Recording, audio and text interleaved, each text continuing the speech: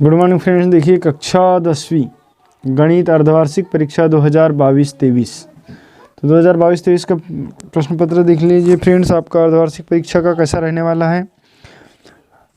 आपका जो पूर्णांक होगा 75 अंक का होगा। समय 3 घंटा रहेगा।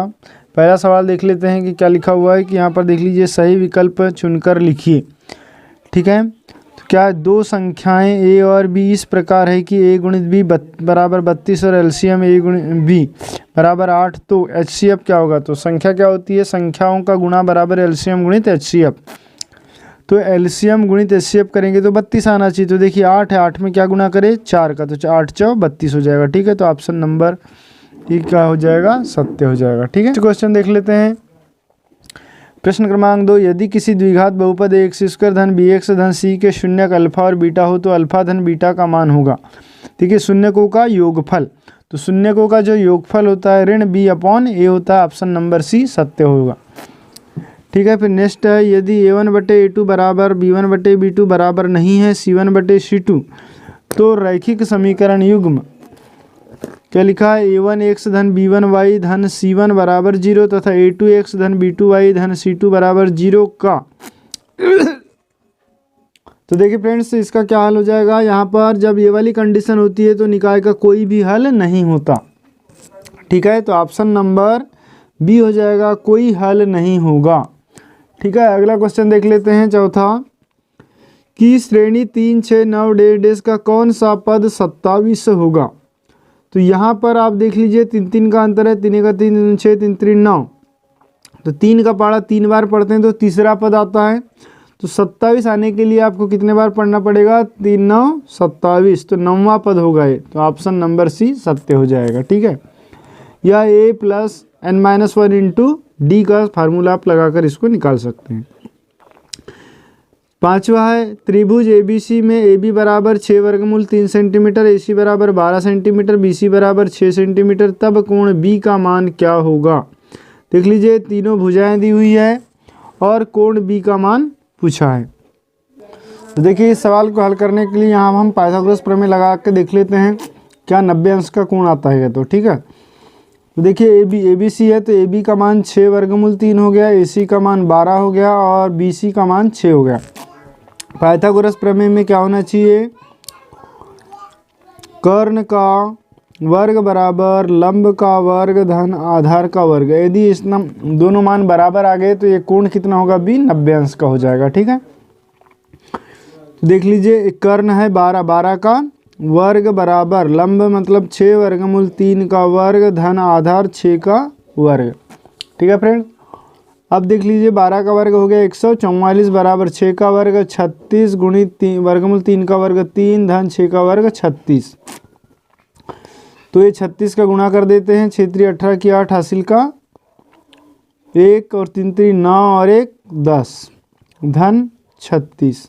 इनको जोड़ दीजिए तो 8 और 6 14 की 4 हासिल का 1 3 और 1 4 और 1। देखिए दोनों पक्ष कैसे हैं, बराबर है। तो यहाँ पाइथागोरस प्रमेय लागू होता है, अतः कोण B का मान 90 अंश होगा। ठीक है, तो यहाँ पर आ जाएगा ऑप्शन नंबर सी सत्य होगा। फिर है, दो बिंदुओं A x1 y1 तथा B x2 y2 के बीच की दूरी होगी। तो इसके बीच की दूरी जो होती है ये होती है x2 - x1 का whole square plus y2 - y1 का होल स्क्वायर का वर्गमूल। ऑप्शन ए सत्य होगा। अब है रिक्त स्थान की पूर्ति कीजिए। तो रिक्त स्थान में देख लीजिए, प्रत्येक भाज्य संख्या को खालिस्तान संख्याओं के गुणनफल के रूप में व्यक्त किया जा सकता है।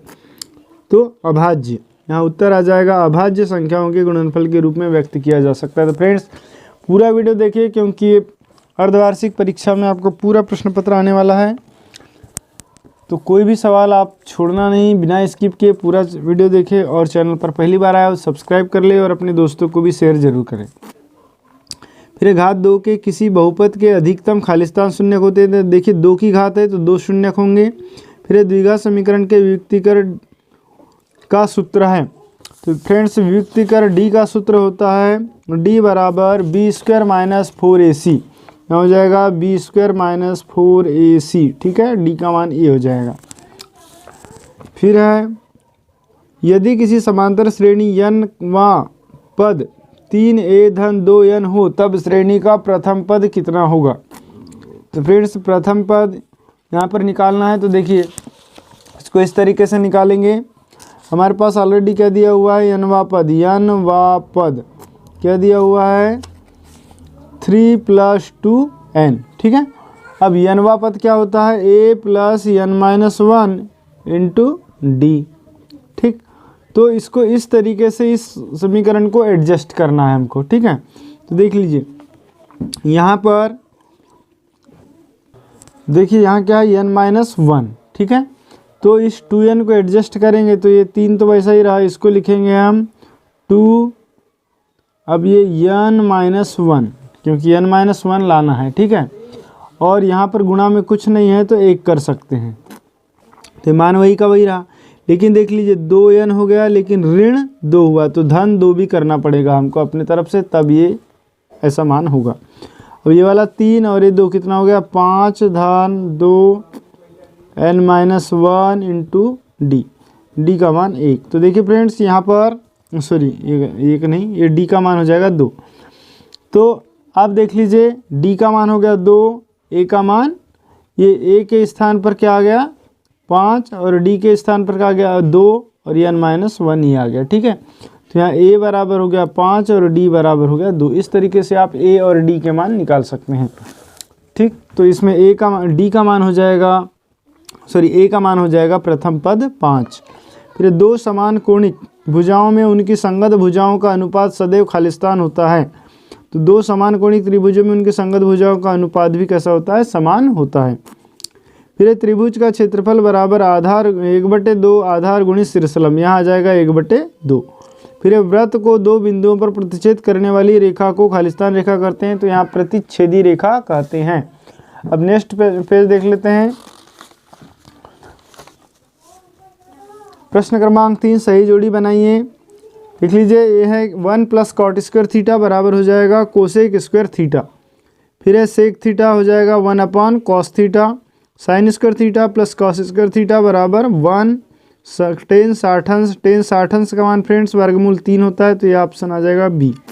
फिर है cos 90 - थीटा बराबर sin थीटा, ऑप्शन सी।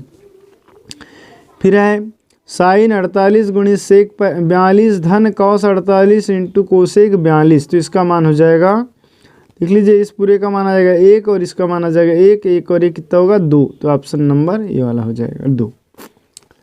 तो इस तरीके से सही जोड़ी कंप्लीट हुई। अब देख लेते हैं सत्य असत एक वाक्य में उत्तर।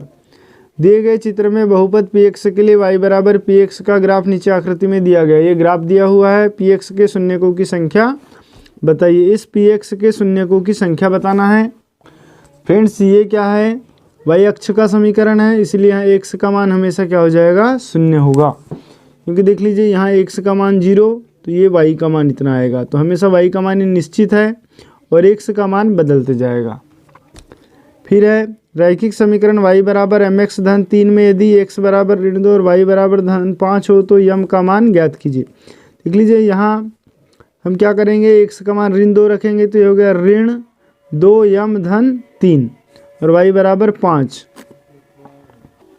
तो इस तरीके से हो जाएगा, y के स्थान पे 5 लिख देंगे, m के स्थान पे x के स्थान पे ऋण 2 और ये यम।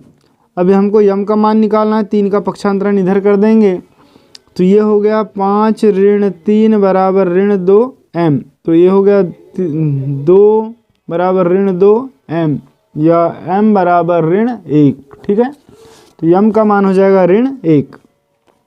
फिर यदि किसी द्विघात समीकरण के व्यक्तिकर का मान धनात्मक हो तो उस समीकरण के मूलों की प्रकृति कैसी होगी। तो यदि फ्रेंड देखिए व्यक्तिकर का मान धनात्मक हो तो मूलों की प्रकृति वास्तविक और असमान होगी। क्या सभी वर्ग समरूप होते हैं, तो इसका उत्तर होगा हाँ, सभी वर्ग समरूप होते हैं। फिर वृत्त की स्पर्श रेखा वृत्त को कितने बिंदुओं पर स्पर्श करती है, तो स्पर्श रेखा फ्रेंड्स एक ही बिंदु पर स्पर्श करती है। फिर बिंदुओं 1, 4 और 3, 2 को मिलाने वाले रेखाखंड के मध्य बिंदु के निर्देशांक लिखिए। तो मध्य बिंदु के निर्देशांक जब भी आपको निकालना है दोनों को जोड़ देना है, 1 और 3 को जोड़ेंगे और 2 का भाग दे देंगे तो कितना होगा 1 और 3 का योग हो जाएगा 4, 4 में 2 का भाग देंगे तो उत्तर आ जाएगा 2 और ये 4 और 2 को जोड़ेंगे 6, 6 में 2 का भाग देंगे तो 3, तो मध्य बिंदु के निर्देशांक होंगे 2 और 3। ठीक है, फिर पाइथागोरस प्रमेय का कथन लिखिए। तो पाइथागोरस प्रमेय का कथन हो जाएगा, किसी भी समकोण त्रिभुज में कर्ण का वर्ग अन्य 2 भुजाओं के वर्गों के योगफल के बराबर होता है। ठीक है, फिर सत्य असत्य लिखिए। तो सत्य असत्य में फ्रेंड्स 2 धनात्मक पूर्णांक a और b दिए रहने पर ऐसी अद्वितीय पूर्ण संख्याएं q और r विद्यमान हो कि a बराबर बी क्यू प्लस आर, जहाँ 0 छोटा है बराबर है r से और r छोटा है बराबर b से, ये बिल्कुल सत्य है। फिर 2 चरों में एक रैखिक समीकरण के अनेक हल होते हैं, तो ये भी सही है। फिर यदि किसी द्विघात समीकरण के व्यक्तिकर का मान 0 हो तो उसके मूल वास्तविक और समान होंगे, ये भी सत्य है।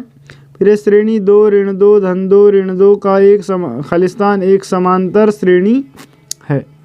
तो फ्रेंड्स ये समांतर श्रेणी नहीं हो सकती, क्योंकि यहाँ पर जो अंतर है इनमें समान नहीं है, सॉरी यह असत्य हो जाएगा। फिर स्पर्श बिंदु से होकर जाने वाली त्रिज्या स्पर्श रेखा के समांतर होती है। स्पर्श बिंदु से होकर जाने वाली त्रिज्या स्पर्श बिंदु के समांतर होती है, असत्य है, क्योंकि स्पर्श रेखा पर वो लंब होती है। फिर किसी वृत्त के किसी व्यास के सिरों पर खींची गई स्पर्श रेखाएं समांतर होती है, बिल्कुल सत्य है। ठीक है फ्रेंड, तो ये हो गया आपके ऑब्जेक्टिव सवाल। अब देख लीजिए किस तरीके के ये प्रश्न रहने वाले हैं आपको अर्धवार्षिक परीक्षा में। तो यदि वीडियो पसंद आ रहा हो तो प्लीज़ इसे लाइक कर ले, चैनल को सब्सक्राइब करें और बेल आइकन की घंटी को जरूर प्रेस करें। और इनके यदि हल चाहते हैं तो प्लीज़ उनका भाग 1 भाग 2 के रूप में मैं इनका हल प्रोवाइड करा दूंगा, इसके लिए आप कमेंट्स में ज़रूर लिखें। तो इन सभी प्रश्नों के हल आपको वीडियो के डिस्क्रिप्शन में लिंक दे दी जाएगी। ठीक है फ्रेंड, और नेक्स्ट क्वेश्चन पेपर के लिंक वीडियो चाहते हैं तो उसका लिंक भी आपको डिस्क्रिप्शन में मिल जाएगा, वहाँ से आप देख सकते हैं। Thanks for watching.